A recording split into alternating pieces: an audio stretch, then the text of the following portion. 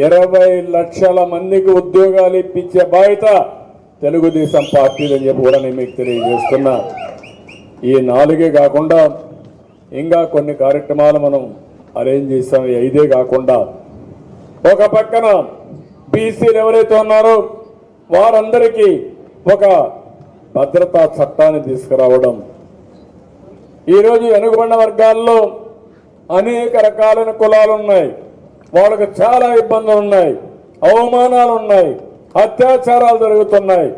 అలాంటి వాళ్ళని కాపాడడానికి బీసీలకు ఒక భద్రతా చట్టాన్ని తీసుకొచ్చే బాధ్యత తెలుగుదేశం పార్టీ తీసుకున్నామని చెప్పి కూడా నేను మీకు తెలియజేస్తున్నా. ఇంకో పక్కన తాగేదానికి నీళ్లు.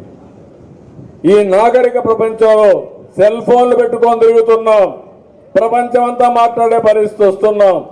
కానీ తాగడానికి మంచినీళ్ళు లేక ఆడబిడ్డలు మైళ్ళ తరబడిపోయి తెచ్చుకునే పరిస్థితి, లేకపోతే ఇబ్బందులు పడే పరిస్థితి ఉంది. అందుకే ₹1 ఖర్చు పెట్టకుండా సురక్షితమైన మంచినీళ్లు ప్రతి ఒక్క ఇంటికి కొళ్ళాయి ద్వారా ఇచ్చే బాధ్యత తెలుగుదేశం పార్టీలని చాలా స్పష్టంగా రౌండ్ చేశాం.